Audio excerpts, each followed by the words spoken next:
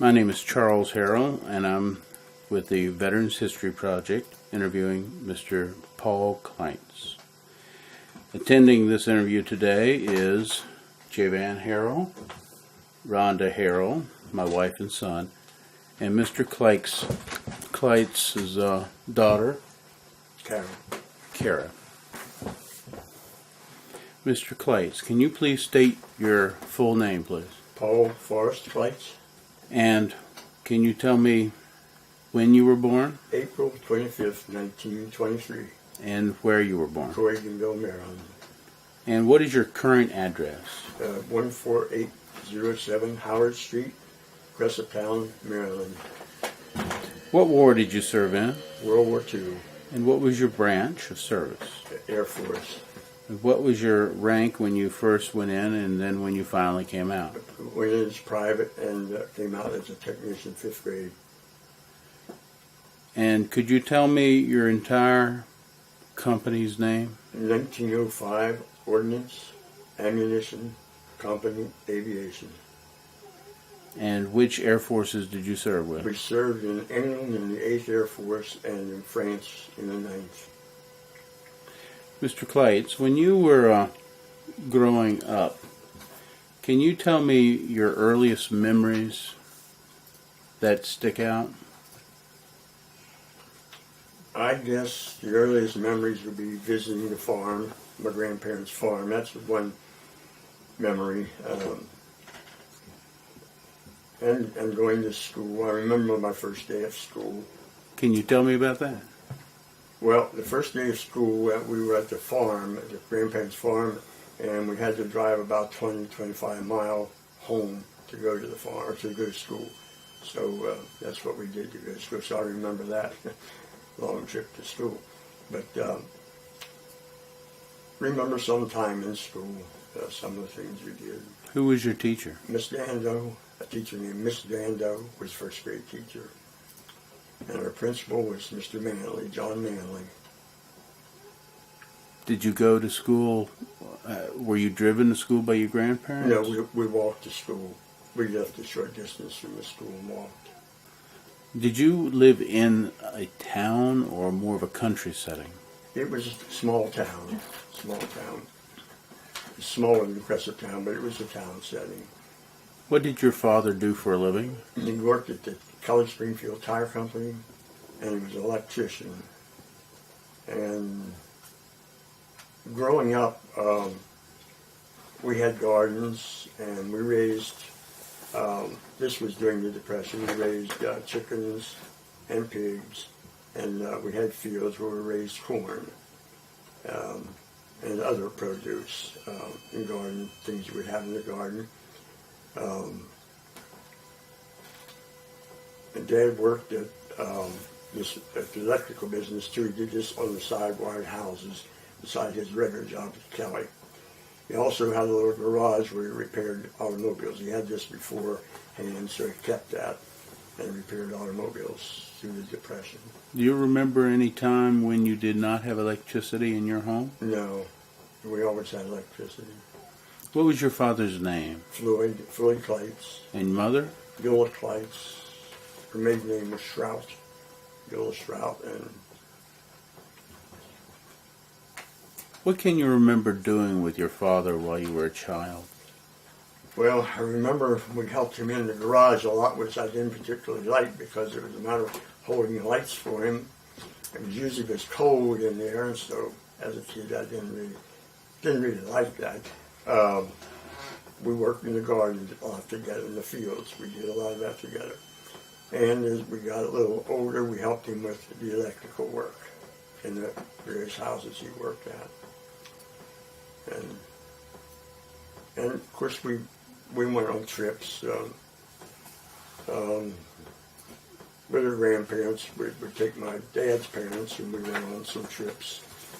Not far, but there were trips in the summer we would go, and that was about it, I think. What was your grandparents' names? Charles Clites and Ole Clites. Her maiden name was Logston. And Were these trips you took like Sunday rides? They would be like Sunday rides, yes, Saturday, Sunday rides, yes. And how far would you go in a Oh, trip we like this? wouldn't go far, 70 mile, 80 mile would be about the extent of it. Did you go to any big cities, or was it No, mostly there were country? no big cities to go through. We were to Johnstown, Pennsylvania is one that would be the biggest city, and it wasn't a big city, but that would be probably the biggest.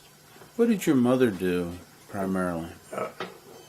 After she was married, Yes. just housewife, mother, housewife. Did she have a job before she was married? She did. She worked in a glass factory for a while. I don't think she worked too long there, but she did work in a glass factory. And when were your parents married? I don't know the exact date. In 1921 sometime. I don't have that exact date. Are you the only child? No, I'm the oldest. There were 5 of us. There were 4 boys and a girl. And who were they? My brother next to me, Earl, he's deceased. He died of leukemia a few years ago. I have a sister, Juanita, brother Ronald, and brother Darrell. So that makes up it. And the youngest one was born when? In 1935 or 6, he was born. And you were born in 23. 1923. Did you have a lot of taking care of the younger children by the time the Great Depression was starting? Not really. Not really. We usually played together. Like my older brother, or my brother next to me, I was the older, the one next to me. We usually played and went together, did most things together. And my sister had other friends, other girls there. And of course, my younger brother did eventually, but they were younger at that time. Do you remember the days before the Great Depression started? Vaguely, just vaguely. Just vaguely. I don't remember too much about that because I was only 6 years old then, but I can remember some things that we did before that, but vaguely. Can you remember how your life changed after the stock market crash and the Depression started? I was still pretty young then. See, in 29 was pretty young, and so I can't really say that I remember a great change. I remember the Depression well, but I can't remember too well the change to the Depression. Were there times during the Great Depression when your family suffered from lack of food? No, we always had food because we raised a lot of food in gardens, and my mother canned the food, so we had a lot of food. We never deprived of food. How large of a lot did you all live on? Well, the lot we lived on was, I would say about 70, somewhere around 70 feet wide and maybe 200 feet deep. But then we had other places around where we farmed. We had one place that was about 4 acres where we farmed. And we had a couple other plots which were maybe 50, 75, something like that. So it was more of a gardening than it was farming. Right. Was it something your dad did on the side, or was this more of a mother thing? No, my dad did that on the side, and we helped. As we were getting older, we helped in the gardens. Did your grandparents help out? My grandparents did, yeah. My grandfather helped work in the garden. And people used to make apple butter. You used to butcher the pigs, and they helped with that. And the neighbors would help with that. The neighbors helped neighbors at that time. How far did your grandparents live away from where you grew up? Probably half a mile. And were they farmers? No, he worked for the railroad. He was a section foreman on the railroad. And he didn't have a garden other than what he worked there in our place. Do you recall the day that he passed on? Yes, I do. Well, when was that? It was October 10th, 1940. How did it affect you? How close were you to your grandparents? Well, we were close to him, so it was a sad occasion. We were close to our grandfather. How did he pass on? He had lung cancer. Yeah, we were close. He used to take us fishing and used to take us to look for mushrooms and things like that, walks. Did you spend a lot of time at his house? We spent a fair amount of time at his house. By yourself or more of a family go over? Both the family and by ourselves. The school was directly across the street from where he lived, so I would go over there after school. My grandmother made quilts. I would go over and thread needles for her because she couldn't see as well. And so I spent time like that with him. Do you recall during the Great Depression when you were getting toward the end of the Great Depression, you were getting old enough to work? Do you remember your first job? Well, I carried newspapers first. How old were you about that time? I would say probably about 16 or 17. And there was a little store and service stations there that several of us boys worked in. We helped the owner there, and he pays for that. Then I had a job opening that station for them, and then when I graduated, then I went to a bakery to work on Saturdays. And when I graduated from high school, I went from that bakery to another one because I was trying to get a better job or some more money to come back to when we came back from the service because they had to give you a job back. So I went to the second bakery, which was a little better. Then I went to Celanese, and I stayed there then until time to win. When you worked at the bakery, what did you do there? At the bakery, I worked where they baked the bread, took the bread from the ovens and put it on we call a traveler belt, which went to another room where it cooled to bake bread, and it was sliced.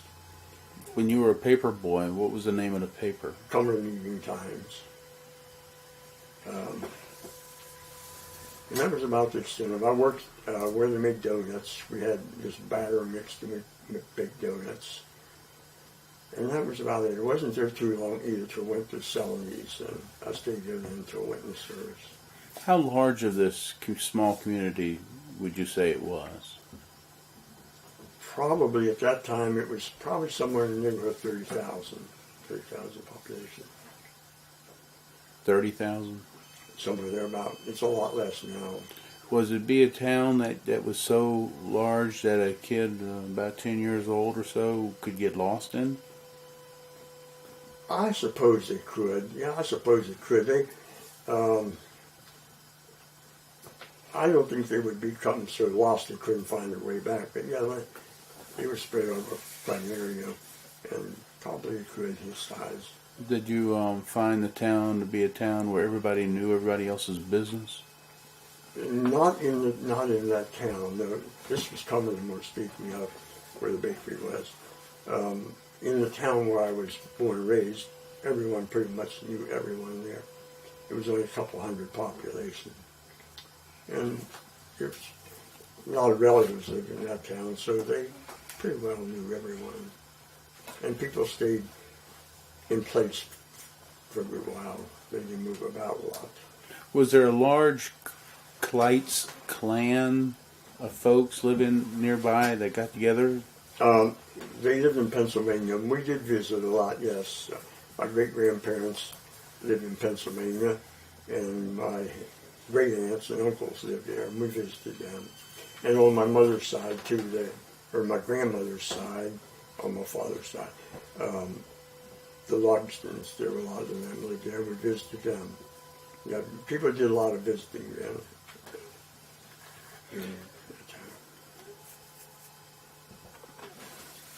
Mr. Clites, do you remember the first time that you were given a job where you weren't supervised? I'm not necessarily talking about a paying job, but something maybe your mother's told you to do, where you were independent. Only the working in the garden, that was, in these fields, we went there and worked at that unsupervised, yes. That would be about it, though. Was there anything that happened to you as a young man before you turned 15 to 16 that you would say would be dramatic or climatic in your childhood? Or disturbing, maybe? No, no. We had a group of boys. It was a group of boys, about 5 or 6 of us. We grew up from the time kids are old enough to play, 3 or 4 or 5 years old. And we were together during that time. We spent our time together. So we fished, hunted, skated, whatever, went to the shows. At this little store, we loafed there. So, no, life was pretty much the same. Who was your best friend? Of this group, well, there was, I don't know, we were all pretty close friends. I had maybe 3 that would have been a little closer, 3 boys. One named Harry Spitzfield, Raymond Pickett, Bill Matthews. They would have been my closest friends, I guess. Did you go camping a lot? We didn't go camping a lot. We did go camping on the mountain, and we'd spend a few days there, a group of us. Did you join the Boy Scouts or other organizations? We didn't have the Boy Scouts, no. No, just a group of us. The man had the service station. He had been in the service in World War II, or World War I, and I think he worked in the mess, so he helped us that way to plan our meals for these outings. Did your father work in World War I, or was he in World War I? No, he wasn't in World War I. He worked on the railroad in World War I. When the Great Depression was at its lowest point in 1932 to 35, do you remember anything about government aid in your town? Yeah, there was government aid in our town. We didn't have government aid because my dad had work. He had work all through the Depression. He worked maybe like only 3 days at times, but he did have work. And when he didn't have work at the Kelly plant, he did the electrical work, some of that, and some farming. Did you notice anybody in town where you grew up that was really struggling? Any of those who didn't have food? I can't say that I knew anyone that really didn't have food. I'm sure that some people were struggling because they would be out of a job. And I didn't know too much about that. I mean, it wasn't something that I paid that much attention to at my age. But I do know that there were some people that had life a little harder than others. During the Great Depression, was there any item that you wanted to buy badly but you didn't have the money to? No, not really. We didn't have a great lot of wants.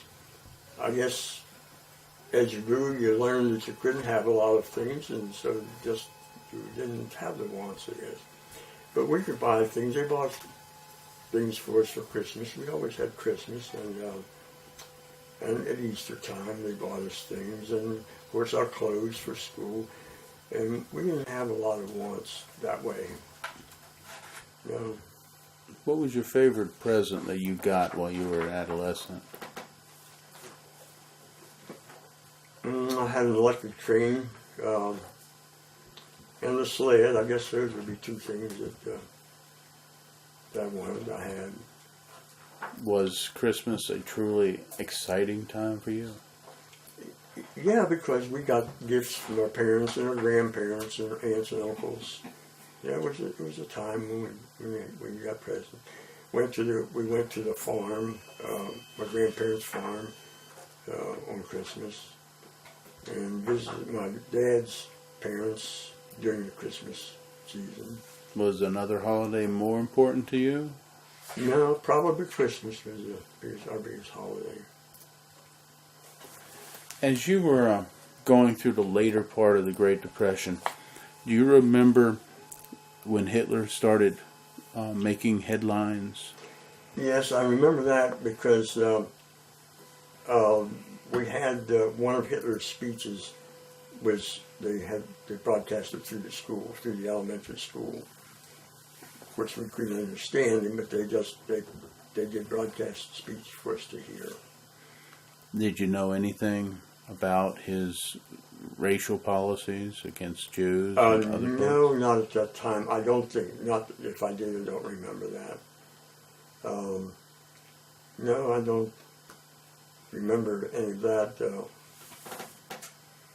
Of course, as the war progressed, then we became more and more aware of things with Britain and France and how things were developing until finally we attacked the United States or Pearl Harbor.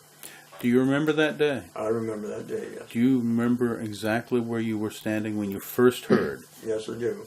I was at this service station I was telling you about, and the people in their car had a radio, and the news came over the radio. What was your reaction? Well, my first reaction was that the war would be over in 6 months. I couldn't see the war lasting that long. So I really thought the war would probably be over in 6 months. Had you had any clue about the Japanese buildup and No, stance? No, we knew nothing about that. But you did know about Hitler. Well, the speech, and we realized from the news what was happening, in Britain being bombed, about Dunkirk, and we knew those things from the news. Did your dad talk to you about what was happening in the world? Not really directly, but we had the news. We listened to the news on the radio, and of course we listened with him to the news, so that way he was taking part in it. Yes. Do you know of any folks in your town that went immediately after Pearl Harbor to enlist? One of the boys I went to school with, he was 17, he enlisted in the Air Force. Some of the fellows he were drafted in the before the war, when they started the draft. So yes, several of them I knew from that. They were drafted in. The one is the only one I can think of right offhand. There may have been others, but that's the only one I can think of right offhand. You went into the service in 1943. 43 January. For that year and a half or 2 years before you were drafted, was there anyone who went into the military that you looked up to as a hero?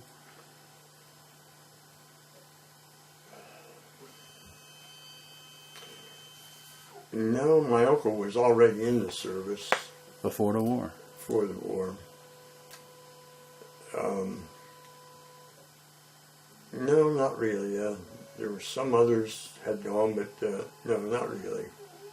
When did you graduate from high school? In May of 42. Did many of your classmates go into the service? Yeah, a lot of them went into the service. I don't know how many went in, but a lot of them did go into the service. In fact, a few of us went as I went in to Fort Meade, but we were separated there. I had several of the class were killed in the service.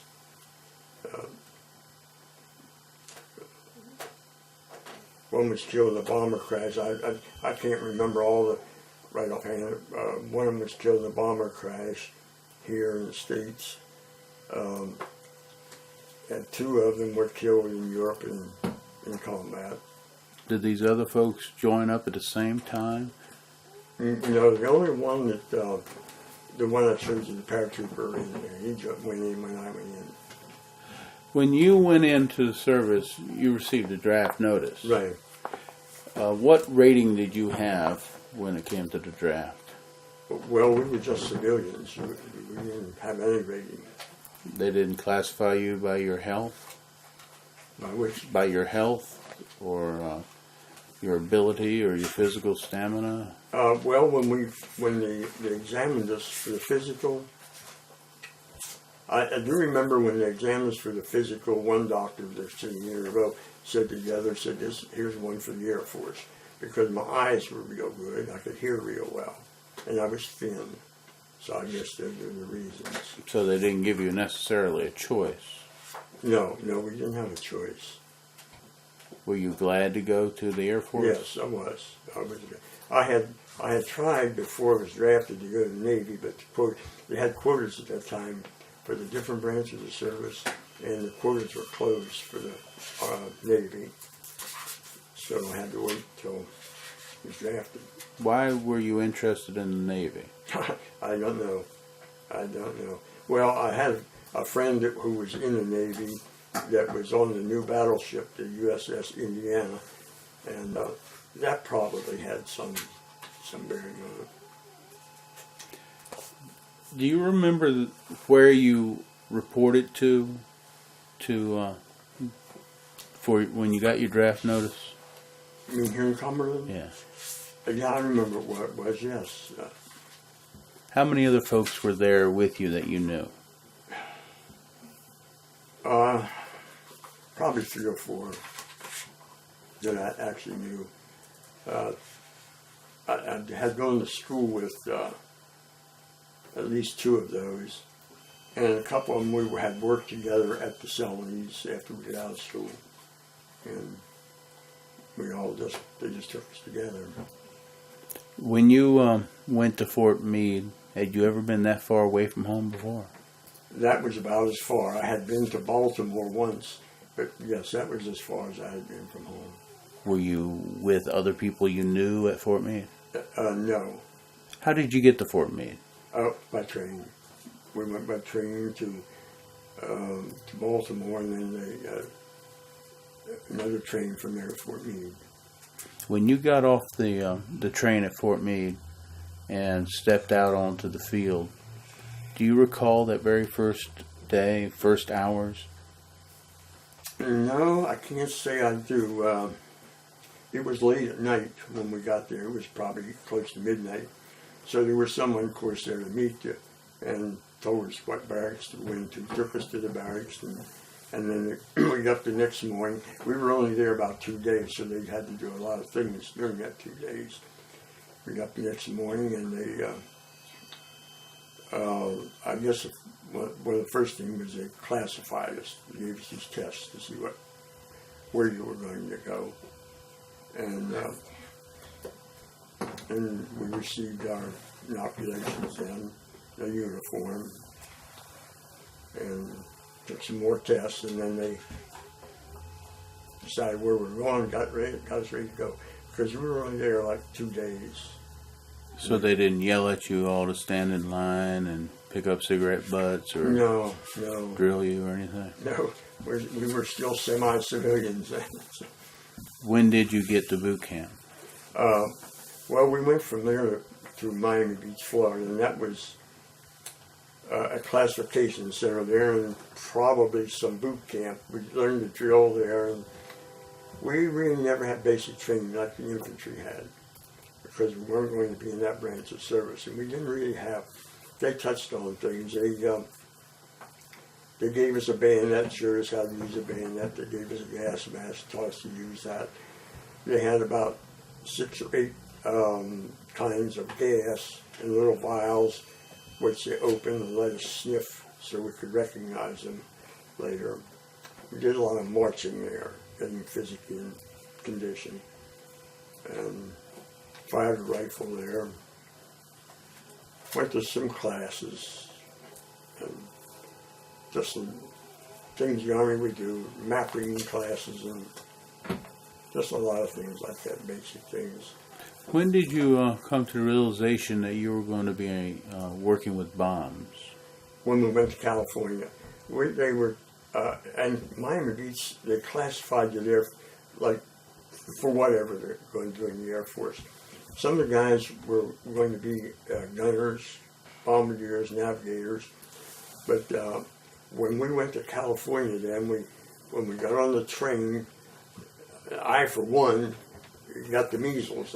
When I reached up to pull myself up on that bar, I had a terrific headache, and so we got on the train, sat down, got sick, and as it went along, more fellows were getting sick, and we finally got there, which was, I don't know, was week and a half or so. And they examined us, and we had the measles. So they put us in, quarantined us to a barracks, or a hangar building. And for a couple of weeks, and then they told us that we were going to go in this Ordnance army. So none of the guys actually went into the jobs, any of the other jobs. And so we went into a company there in 1906, and they got ready to send a unit overseas, so they combined the two companies, and we went into 1905. Then we went into the field, learning to use, just learning what it was like with the bomb dump and shipping and receiving and what we might be doing there. When did you get promoted from being just a regular private? I think sometime about that time, before we went overseas, I think it was. Did you get any specialized training to handle special bombs? I went to school while we were there in California, a school they called Flight Correspondence School, and then those fellows flew on the C-47s, the transports, and when I got out, I went back to my unit. I didn't particularly want to go. I didn't particularly want to leave the unit. Now, nobody did. That was your family. Once, you know, everyone was strangers to all of us. So when you met a family there, that was your family. You weren't happy to leave it, and you didn't have to leave it. So I did take that course there, and then they had the Army Specialized Training Program called the ASTP. They called us to go down for that, a number of us. We took the test there. And there again, you didn't have to go because they did tell us there that if at some point, like if we were training for engineers, at some point they had enough engineers, then you would go into a replacement depot. And you may go into infantry or whatever. And I wasn't about to leave the Air Force. So I said, no, I'll stay here. So you saw that you were in a place you wanted to stay. I wanted to stay, yes. How much time had elapsed from the time you left Cumberland by the time you had finished your work in California? It was from January till, late January till July. And then we got ready to go overseas. Did you feel confident to do your job? Yeah, because they had just taught us what they wanted us to do, and so, I thought we could do what we had to do. You weren't apprehensive to handle such high explosive weapons? No, I wasn't, because, for two things, you're young then, and you don't have the fear of things. And also, these bombs weren't really dangerous until they were fused and ready to drop. And they actually weren't really dangerous when they were carrying them on the planes fused. They had a wire through the fuse, and when they pulled the wire out and dropped the bomb, there was a little propeller on there turned. And when that propeller dropped off, then that bomb was armed. Then it was dangerous. And when it hit the ground, some were set to explode immediately upon hitting the ground. Some were time bombs so that they didn't go off for whatever time they set them for, 15 minutes, an hour, or whatever. Some of them were timed to explode in the air above the ground. But that was done, the time was set on them, and this wire put through them, and then they weren't dangerous until you remove that wire. And you didn't deal with those, did you? Putting the fuse in? No, we didn't. No, those were put in right at the last minute at the plane. Yeah, they were pretty much. We had the fuses there. We shipped the fuses separate from the bombs. They were in little metal cans so big of fuses, and they shipped separately. When you went to get ready to go overseas, where did you report? Where did I? Where did you report to get on the boat? To Newport News, Virginia. How was the train trip to come all the way back across the country? It was okay because we were in Pullman cars. It was our unit was the only one on the train, and we were in Pullman cars. And they had the porters on there that traveled with the coaches. They stayed with the coach wherever it went. And so it was all right. It was nice. Had you ever traveled in that splendor before? From Miami Beach to California, we had the same thing. But you got sick during that time. I had the measles, on that trip, yeah. And I was over before we got there. But, I did have them start. When you came across all that countryside, did you have any fond memories of the trip? Yeah, I would say so. It was different. It was different to see. I wrote down the towns as we came through, and well, on every trip I did that. Wherever we went, I wrote the towns we went through. Had you made friends in the unit? Yeah, by that time we had, yes.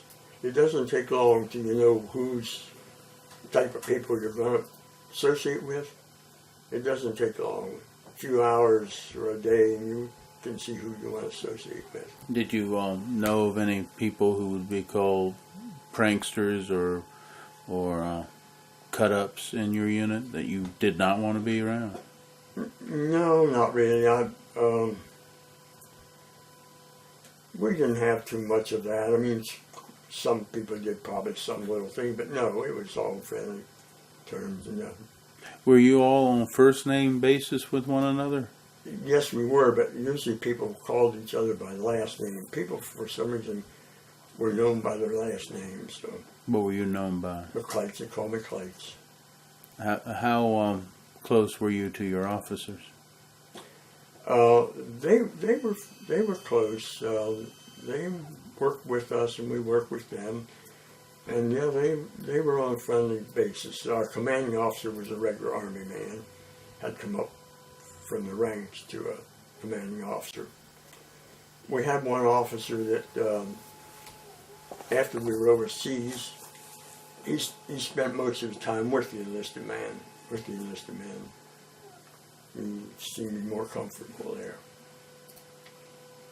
Who was probably the closest man you got to during the in your company? Well, the closest one would probably been a boy named Jake Dieter, and he was from Pittsburgh.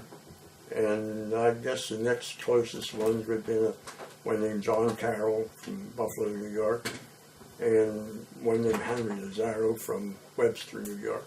Did you do something together to make a memories?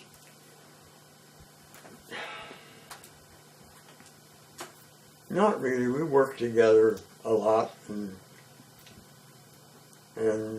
where we have day rooms, or they call day rooms, the recreation room.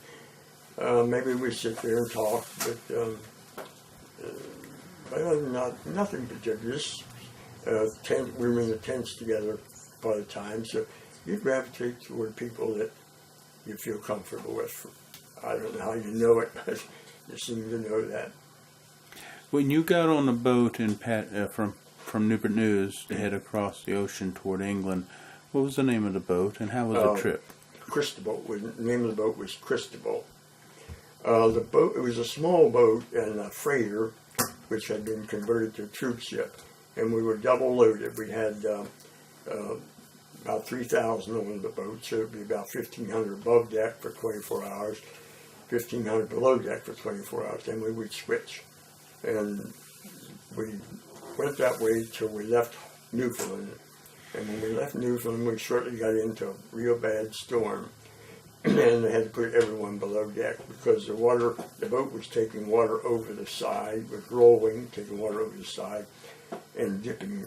The front of it would go into the waves, probably about a third of the boat. And it would raise up out of the water. It would be out of the water, so it would vibrate from the propellers turning free.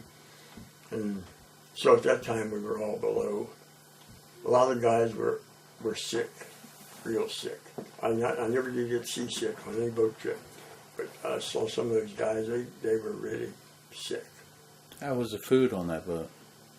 The food was all right. It was just like we had anywhere else. We ate 2 meals a day, but the food was regular food that we had. Did you have any shows put on for you all before you left the States? Any USO shows? I don't remember shows in the States. We did overseas, but in the States, no, I don't recall any shows in the States. Can you tell me where you ended up when you got overseas?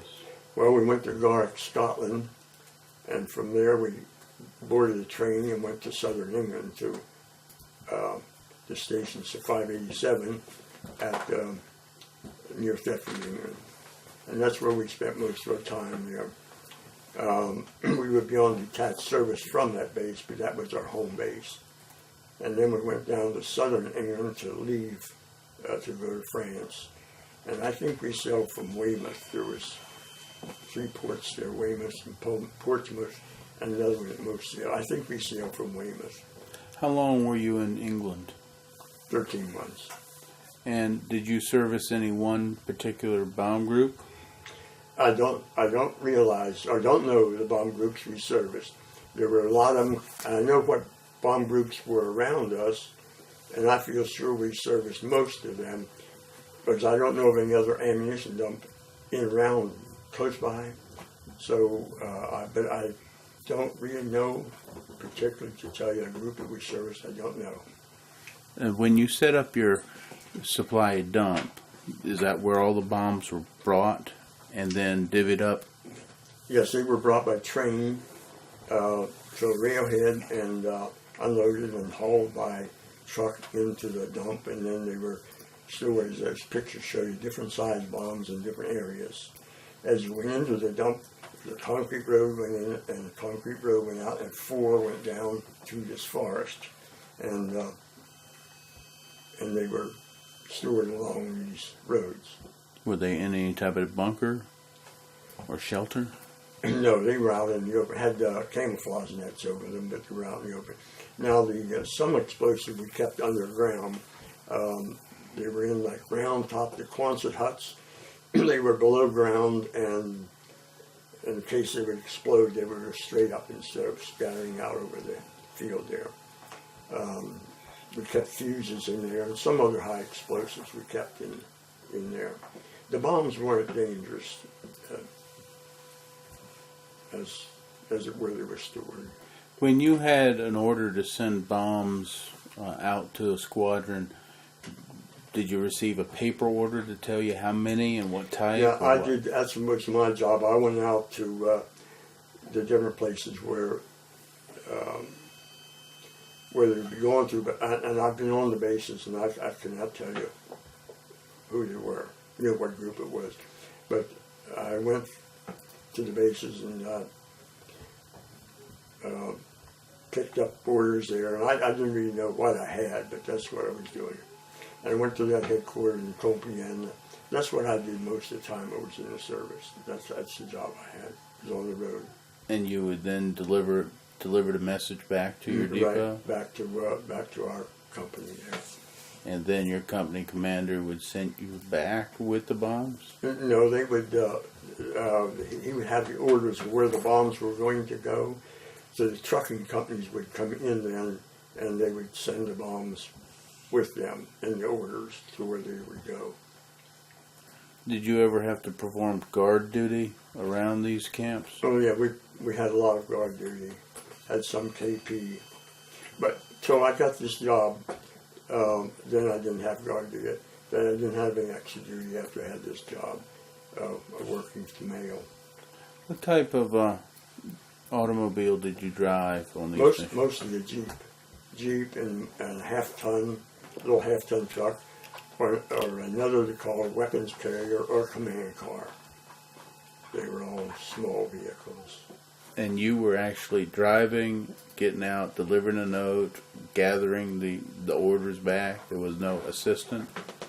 No, I drove there and gathered. I had a pouch or satchel, carried whatever was taken there, gave it to them. They put in whatever I was to bring back, and I brought back. And I picked up the mail, company mail that was going to the fellows there in the unit. I would pick that up, bring that back. In the supply depot, did you all ever have shortages of types of bombs that they were needing?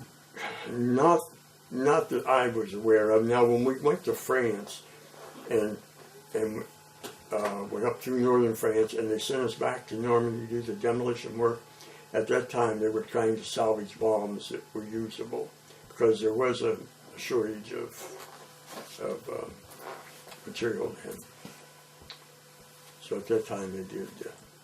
When you were in England for those 13 months, did you go on leave? I went on a couple of leaves.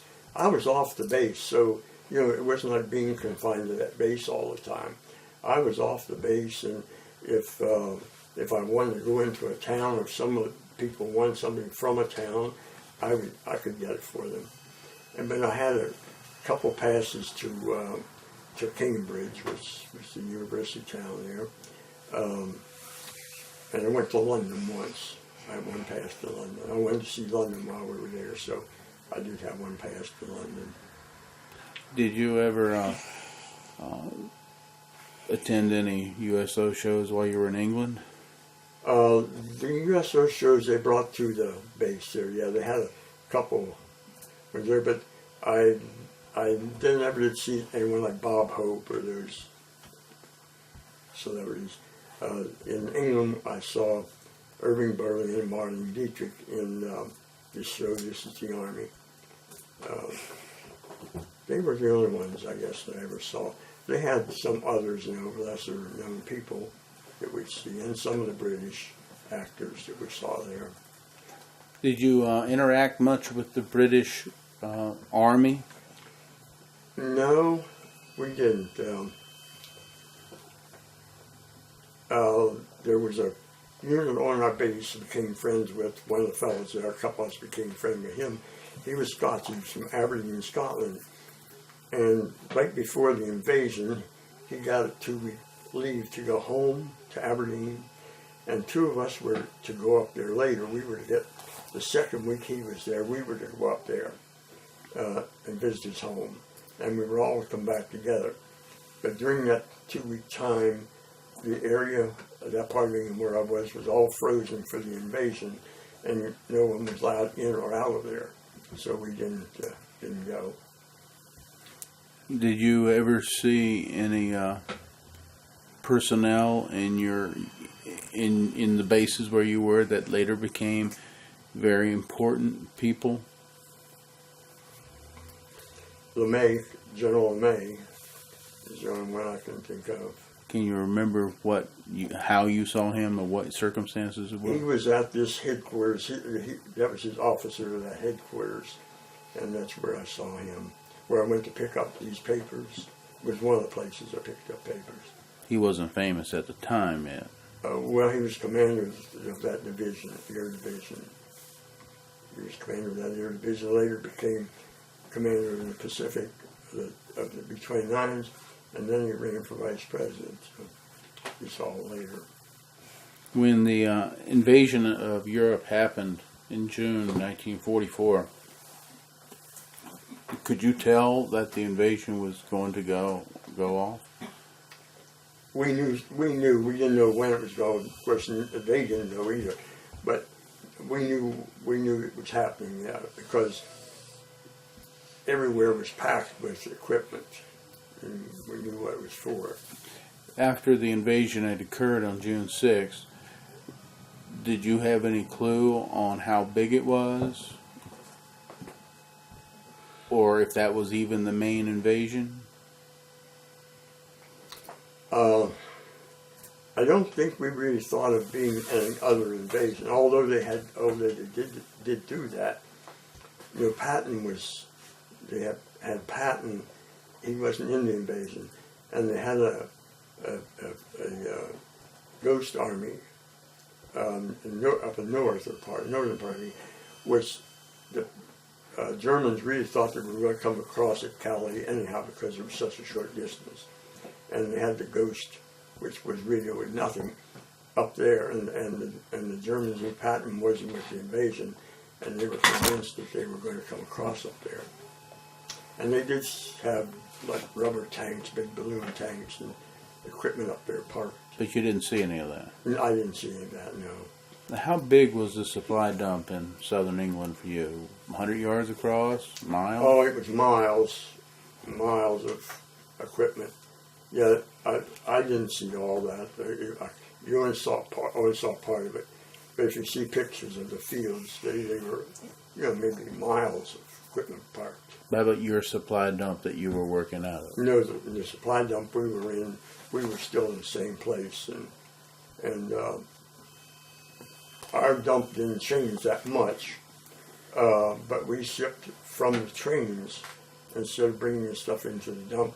At the time, we were getting everything down close to where they could move it, so they actually shipped it from the trains going down. When the breakout happened in July and August 1944, did you get any knowledge that you were going to be going to France? Or when? About what time? Early September, I would say. I don't remember exactly, and that was in late August, the breakout. How did you feel when you got notice that you were going to go over to Normandy? I don't think we really had any feeling about it. You're just, by that time, you're just accustomed to do whatever's to be done. And I can't really say I had any feeling, one way or another. While you were in England, did you see any German attacks? They attacked us the first night we were there. The first night we were at that Station 587, they came over about midnight.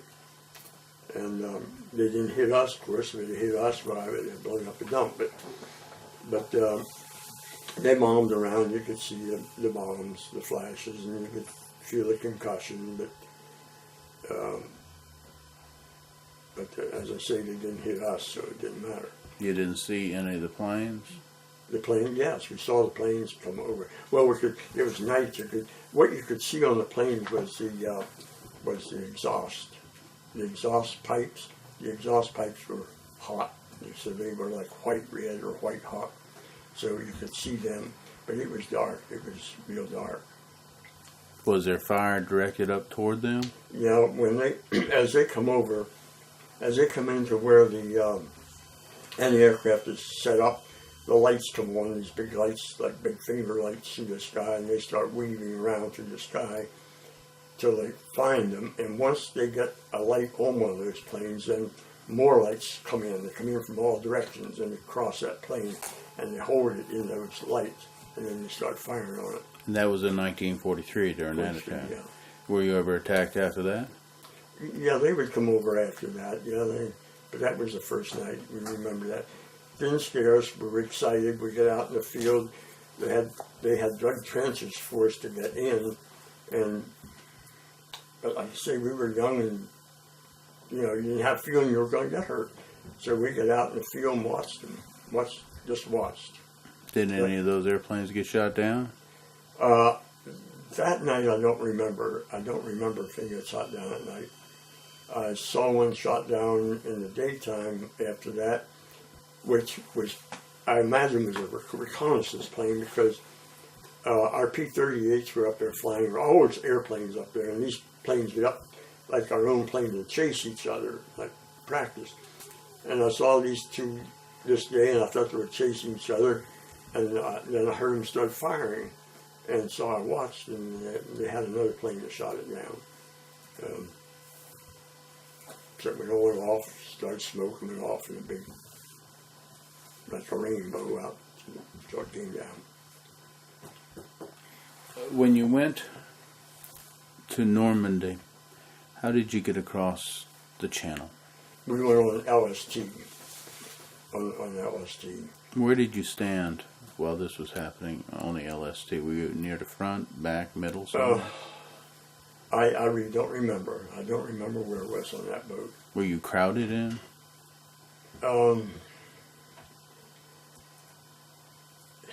I really don't remember that either. When you landed at Utah Beach, do you remember what it looked like when you landed? Yeah, I remember as we went up on the beach, see those LSTs go in when the tide is in, or part in, so they can go up on the beach. So the boat went up on the beach, it's real slow going up, comes to a stop. And the beach there was bombed heavily. Some places bomb craters were in bomb craters. And so that's about all I remember about that. They opened the doors and we were on trucks, got on trucks and rode out of there. So you didn't walk across the beach? No, we didn't walk across there. We rode across that, and then I don't know where we went from there because we just rode. I don't know where we went. Don't really know where we went. Do you remember where you ended up when you finally did know where you were? Yeah, we were at St. Mary Glees in an apple orchard outside of St. Mary Glees. And what did you do there in the apple orchard? Well, there we set up our tents and then set up our dumps. And I don't know where they had the dump there. I don't remember seeing the dump there because I wasn't out in that dump. My job wasn't out there, so I saw very little of that. What was your job at that time? Still the same. Went to wherever I had to take the paper. Were there air bases there by that time? There were some temporary bases. They put down the metal landing mats and for the planes to land on. Yeah, there were some air bases around. I'm going to pause. Do you remember delivering any special messages in Normandy? The only thing I remember that I did get the ballots from the voting, from the election, presidential election. I went to Sherburne and picked those up. And that's the only, other than our regular mail that we carry. What did Sherburne look like by the time you got there? Well, I wasn't in it long. I was only in there, it was evening when I got there. Went into the town. I went where we're supposed to go to pick up these papers and left. It was night when I came back. And the roads were torn up. So I tried to follow these express, they're called Red Ball Express. Have you ever heard of them? They were heavy. They maybe were carrying a tank or some other big piece of equipment. So the holes in the road didn't bother them. But I was in a Jeep and it was muddy. The windshield wipers were those hand windshield wipers, just turned by hand. Had no lights on the vehicle, the little cat eyes. So I tried to follow the trucks, and I would hit a hole and bounce off to the side, and then I'd get back in line. So that's about all it was like. But in the town itself, I didn't see much of it. It wasn't torn up anywhere I saw it. You never saw the supply dump in St. Mary Glees? In St. Mary Glees, I did not know. When did you see the supply dump that you worked out of again? When we got to northern France. How long did you stay in St. Mary Glees? We were in that area, I would say maybe a month, 6 weeks, somewhere thereabout. Do you have any clue on how they got the supplies to that dump? Well, they came in here with the beach, and trucks picked them up to the beach, from the beach, and hauled them in and to the dump, and then stored them there, and then they were loaded on trucks to go wherever they were going, to the air bases. And some of them were taken right off, were stored on the beach and taken right off the beach. Okay. Anything that either side would have had there in the way of equipment, clothing, anything, I think you could find most anything there. Anything from tanks, trucks, uniforms, everything was there. It was that one massive junkyard. So it wasn't just a bomb storage area anymore? No, this was stuff that was destroyed in the fighting. Oh, I see. Did you make it into any other local towns in Normandy that left a lasting impression on you? Well, I remember two little towns, Valognes and Monteberg, which were little houses, little stone houses. They were completely destroyed. Some of them, the buildings were standing, but the roofs and windows were gone. They were burned. Carentan, we went through Carentan. I saw St. Lo. St. Lo was completely destroyed. It was just a mass of rubble. And they had just made a road through there with the dozers and cleared way for people to get trucks get through. I had that picture of La Havre. It was pretty much destroyed. And we were in there were a lot of little villages there because that was farming country there, orchard country.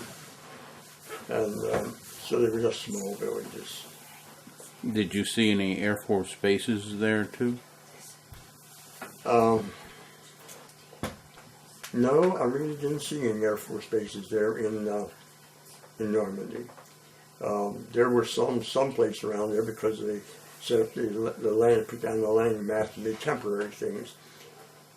On up in France, I saw the air bases at Compiègne, where World War I ended. In 1944, by November, had you moved closer to the front line? By November, yes, we were up.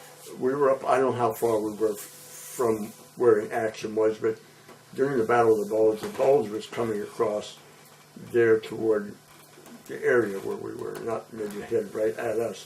They were headed more towards Antwerp in Belgium. The Germans dropped paratroopers around to try to capture GIs and equipment, and their uniforms especially, because so they could disrupt things in that area.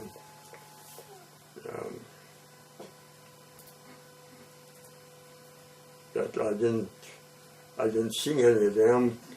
I was coming back from a trip, and this day there were two of us together. We were coming back from a trip, bringing the mail and papers back, and there was a fellow stepped out from the side of the road, and we weren't supposed to pick up anyone. Carrying those papers, you weren't supposed to pick up anyone anyhow. And he slowed up to stop, and I said, "Don't stop." And he had, by that time, slowed up, was right beside the fellow. When the guy walked over to the vehicle, we were in a Jeep, but it was enclosed. He walked over to it, and I looked out the side, and there was 4 or 5 other guys get up out of the brush and ditch there. So I told him to get out of here, and we got out. He moved out. Because it wouldn't have been a good idea for them to have gotten the mail we were carrying. And we had passwords and countersigns, and I don't remember any of them, but we had passwords and countersigns that where there were intersections, there would be MPs on the intersections, and they stop you and they would give the password and give them the countersign right away. Did you see any wounded soldiers? Saw some, yeah. And I saw the cemeteries. There were a lot of cemeteries there. I saw General Roosevelt and General McNair's graves in St. Mary, were buried in St. Mary. General Roosevelt, went in with the first troops on Utah Beach. He was second in command of that division, but he wanted to win with the fellows, so he went in with them. And he was killed? And he died. I think he had a heart attack about 6 or 12 days later. And then he was buried there. And the general was killed in, near St. Lo. In that area he was killed. Did you have any black troops working for your supply depot? No, we were segregated then. They were segregated. Black troops drove a lot of the convoys, the trucks, and they had some other jobs. They worked in laundry companies. But we were segregated. We weren't associated with it. They had a fighter group in Italy, P-51 fighter group of black troops. Did you see any of the black troops? Oh yes, yeah. I saw them. Yeah, when they came on our bases, I would see them. If they came on with the trucks, I would see them. In fact, I mailed stuff for them. They asked me to mail something for them. I'd take it and mail for them when I took to the post office. When you were in England, did you have a hut to live in? No, we lived in tents. In tents in England? In England, yes. Large tents? There were five men to a tent. They called them pyramidal tents. I have some pictures there of them. When you got to France, did that change? No, we were in tents there too. Same size. We went, yeah, same size tent. We went to northern France. We were in tents till sometime in January, February. And then we moved into an old hotel that the Germans had. And we were in that for a while. And then we're back out in tents. Did you have electricity and water and everything in that hotel? I don't believe we had electricity in the hotel. I don't think we did, because we had lamps and lights. The water, the plumbing wasn't in good shape. You could get water, but it wasn't bad. It was worn out and damaged, and they had taken a lot of things that were usable. The Germans had taken. They would confiscate those things they could use. So.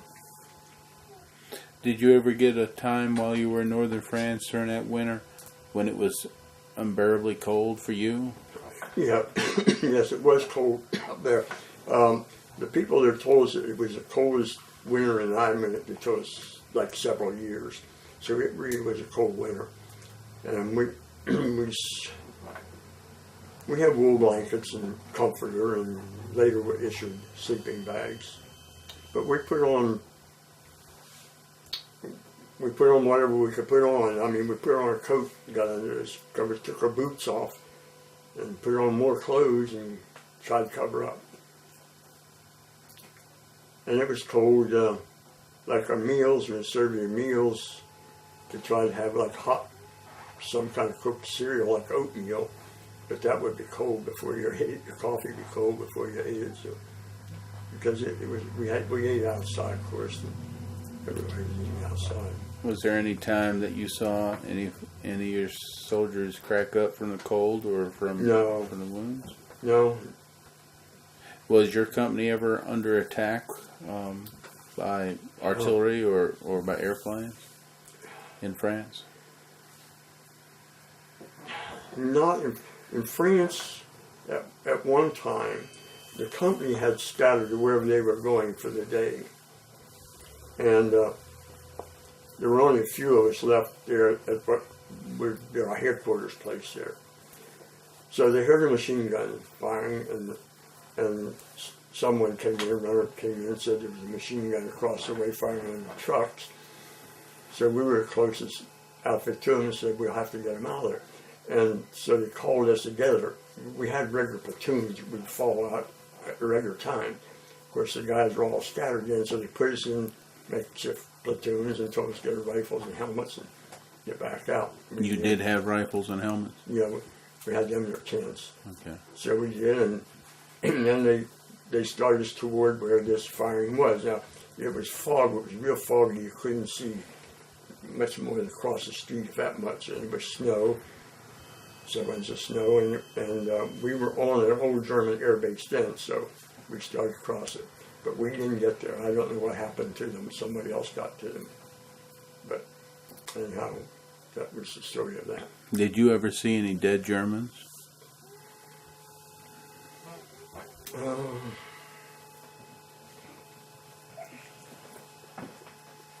No, not to recall. I saw their cemetery, but not to recall. Any dead civilians? No, I can't really say that yet. As the war was coming down to a close in Europe in March and April 1945, did your unit go further into Belgium or France or Germany? No, we just went further into northern France to work the ammunition. And we had prisoners, and we guarded prisoners. prisoners were coming back. There were a lot of prisoners coming back.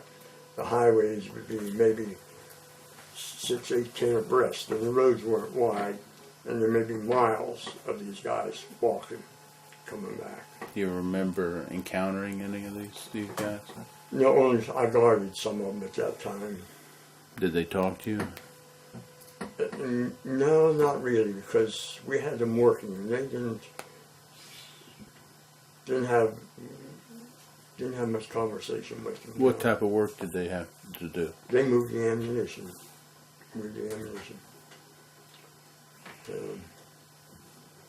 And then at time when it came time to eat, we took them in with us on the trucks, and they ate. We ate, and then we fed them. And what food was left, we gave to them to take back to where they were corralled. Was it the same food that you had eaten? Yes. It wasn't sub food or anything? No, that was the same thing. They got exactly the same thing we got. Yeah, same thing. But do you remember where you were when VE Day occurred? Yeah, I remember they called I called a meeting for us to be there at 6 o'clock, and the commanding officer of the battalion came down and told us the war was over. Now that was actually the day before it's dated there. It's dated May 8th, so the ended May 8th. It was on May 7th when they told us, because they knew that it was going to be signed that night. Do you remember the day that you were told that FDR had died? Is that right? That FDR had died? Oh, yes. Yeah, I remember that. Where were you? We were in France then, yeah. What were you doing? I don't remember particularly what I was doing there. I had the same job all the time, so I would have been doing that day, but but I remember that when they told us that he had died. How did people react, and how did you feel? Well, we felt we had lost. We felt a great loss. I'll always say that it was a great loss, but it was going to have to go on. Whoever was in charge was going to have to carry on. So. Had you even heard of Truman before? No, not among ours. I hadn't known.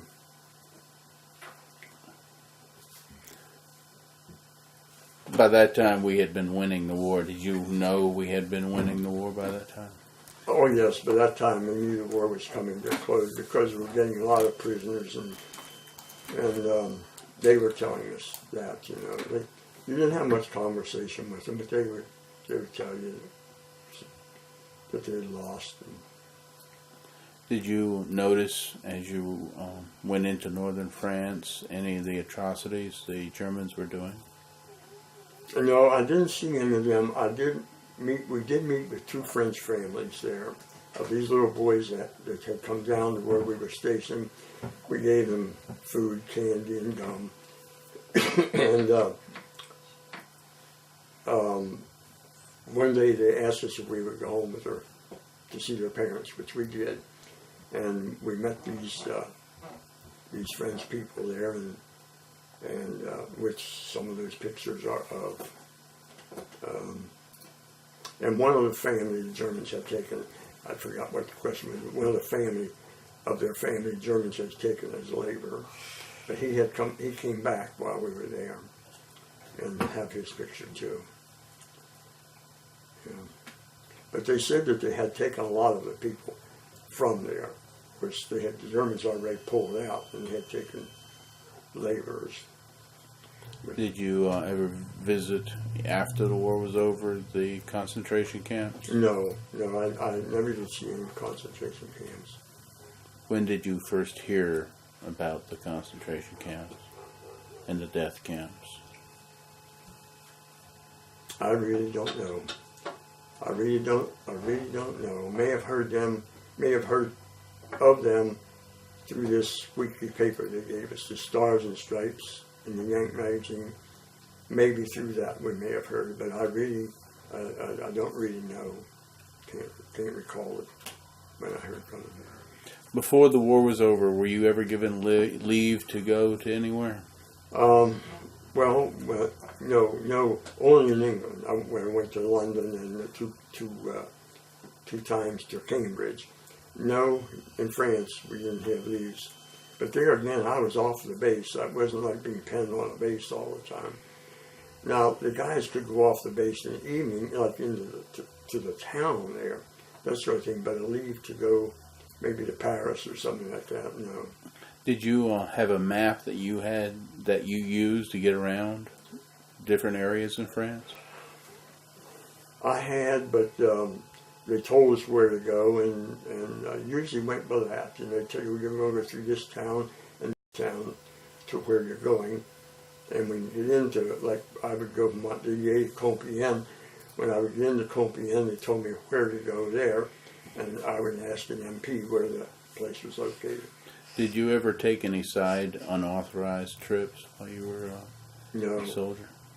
No, because I was carrying that paper and mail, and I had a good job. I knew I was to take care of it. No, I didn't. No, sir, we just made that trip back and forth. Were you the only one doing that job for your entire company? Yes, for the company. When the war was over, did you all celebrate? No, there wasn't too much celebration. We were in this camp to go to the Pacific, and I don't remember. I remember when it ended, but I don't remember too much more what happened that day. I really don't remember much of it, but because we stayed there, we stayed in the camp. Where did you go when you started getting redeployed? We went to Reims and the Saint-Quentin, France, and a little place called German Village, and that's where I stayed then till I came home, which right around that area. How many points did you have when they started counting these points up? I'm not sure. I think I had 65, but I'm really not sure of that. Did you have enough to immediately get discharged? Yeah, you were discharged by your points, yeah. Had you ever had to fire your gun in any type of anger? No. Except that one time that you got close to being deployed at that near that supply dump, right? Which is that? You told me about the time that machine gun fire was hitting the trucks. Yeah, right there. And then when these guys came out to the Jeep, we knew what we might have to do there to get out of that situation. So those were the two closest times that you saw actual deadly combat. Where you may have felt like you were in danger yourself, yeah. The bombings, they didn't hit us. If they had hit us, they would bomb around us. You could feel the concussion and hear them, but that was it. Yeah, that was where we were going to the Pacific. Can you tell me about Camp Chicago? Okay, from Camp Chicago, that's where we went from Montpellier to get ready to go to the Pacific, and there they just resupplied us and took some fellows from the outfit that weren't conditioned to go and replaced them. And that's about what we did there, just getting ready to go. So you had no clue that you would be able to go home at that time? No, we were going to the Pacific then. We were headed for the Pacific. Did you do any new type of training to go there? Not myself. Some of the fellows they did because they were going to be working maybe with different explosives down there, like the Japanese explosives. They sent several guys, maybe 12 or something like that. They came back, and they were in the States, and they were working with these Japanese explosives then. When the war ended, they were here. During the entire war until it was over in September 45, did any people in your company get hurt or injured or die? We had a couple fellows injured, but had no deaths. No deaths. Can you tell me about how you got home? Well, we left up northern France by train down to near Marseille. We were in the French mountains there at Marseille for about, I guess, a week, and then we got on the ship and sailed down through the Mediterranean, along Spain, and through the Straits of Gibraltar, and over to New York. How was that boat trip? It was all right. It got a little rough, but the seasickness never bothered me. The conditions were a lot better on that trip because we weren't double loaded, so we came to New York and the Staten Island Pier 15, and we got off and walked down the stairs, got on a small boat, went up the river to New Jersey, past the Statue of Liberty on the way. How'd that feel to see the Statue of Liberty? It felt good. That's, I guess it's really where you felt the thing was over. Do you remember when you contacted your parents saying that you were headed home? Well, when I got to, we were in Camp Kilmer just overnight, and we went to Fort Meade. It was 23rd of December, early in the morning, 3 or 4 o'clock in the morning when we got to Meade. We just started processing this, and on the 24th they processed this, 25th for a half a day, and then the discharges at 4 o'clock. And I went to Baltimore, I guess, on a train, from there to Washington on a train, and then from there I caught a train home to Cumberland. Had you already told your parents you were on the way home? I had written them a letter Christmas Day that it was that was there and be on home shortly. When you came into your town and approached your house, do you recall that time? Yeah, my uncle, the one I told you was shot down over Berlin. Show you the pictures. He took me home. When I got to Cumberland, it was midnight, so I have an aunt that lived in Cumberland. Walked over to her place and stayed there that night, and she called him in the morning, and he took me home then, yes. Did your mother have anything special planned for you? No, I remember my mother when I was home. She was there at the door. I remember that. No. 2 of my brothers were there. My sister, the one brother and the middle brother, I didn't recognize him. He was in that age of spurt growing, and I didn't recognize him. It was 3 years since I'd seen him. I didn't get home. When I went into the induction center, I didn't get home till I was discharged. So I didn't see the family during those 3 years, and he changed a good bit during that time. And none of the younger brothers went into service? And my brother next to me went into service. He went to the South Pacific. Did he get back before you? No, I got back at the end of December, and he came home, I think it was last of February. It was about a month or so when he got back. Yeah. Did your mother have the 2 stars in the window? Yes, she had the 2 stars. I have them here someplace, so she still kept them. And I had sent her some other things, some like pillows, with service pictures on them, insignias, and she kept them. I still have them. Did you carry anything for good luck during your service time? I carried that. I carried a sixpence.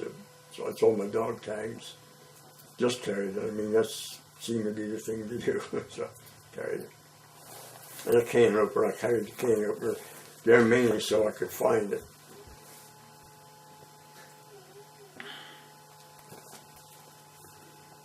Did you receive any awards or medals? The only thing we received was the unit plaque, unit citation, and of course a Bronze Star for the Rhineland campaign. And that was all. And we got a good conduct medal and a victory medal, but those are they weren't any medals. How many days did you walk around with your jacket on, with the ruptured duck on the breast, before you became a civilian again? Well, I was discharged at Fort Meade. When I was discharged there, I came home. I was a civilian then. I had my clothes at home, and my clothes didn't fit though, because I had grown some while I was in the service, and my clothes really didn't fit well. So I wore what I could. I mean, I put on my civilian clothes right away. When you say you grown, did you grow taller or grow more muscular? I probably both, because, you know, from the service, you just grow that way. Especially when at our age, see, we're all 18, 19-year-olds, and most all of us in our unit. We had maybe a dozen or so that were 28, 29-year-olds, but most of us were 18, 19-year-olds. How did you get back into civilian life? Did you have any difficulties? No, right back to the way it was. I went back to work and just back to the routine. Were you making, did you get any type of unemployment insurance before you No, got I a didn't job? take that. That was available. They had to call it 5220 Club. They paid you $20 a week for 52 years, but I didn't collect any of that. I wanted to go back to work. And where did you go back to work? To Celanese. Back to Celanese. Did you use any of the GI Bill to get any more education? I did. I took some training with the GI Bill. I took a course with a school in Chicago, Utilities Engineering Institute, which was metal work. I took the course with them, and then took some on-the-job training, and that was it. What did you want to be after the war? What type of career did you want to go into? What I really wanted to do was teach school. I wanted to be an industrial arts teacher. That's what I really wanted to do, but I didn't. I didn't do it. There was no school close by here you could go to, and I really wasn't interested in leaving again, so I didn't do it. So have you lived in the same general area the rest of your life? We've lived here. We built this house 50 years ago, so we've lived here and lived close by here for a couple of years right after we were married. Did you get married soon after your return? About a year and a half. Did you know, what's her name? Daisy, I didn't know her. I met her at work. And of course we spent a lot of time together because we were at work together. And then we spent a lot of time, or off hours together. Yeah. Did this romance blossom within 6 months of you returning home? Well, I think we knew we wanted to marry each other, yes, I think so. But you didn't know her before you went off to service? No. Were you proud to have served? Well, I was thankful for it, yes. I was thankful for it. I mean, I didn't do anything to be, when we talked about this fellow you met last night and what they were through. So, I owe it all to them. Were you proud right in 1946 that you had served versus now? I know you have different views now, but back in 1946. I can't really say I was proud. I was thankful that I went. I wouldn't want to have stayed here when all my friends left, which they did. There was only one of our group who didn't go, and he had a bad knee and was turned down. But all the rest kids I grew up went to service, and I was glad to go because I wouldn't want to have been left here after they had gone. I was the first of the group to go, and then the rest of them followed shortly. Have you ever felt like some vets who saw heavy combat had different attitudes toward veterans like you who didn't see as much? No, because I have friends that were on Omaha Beach.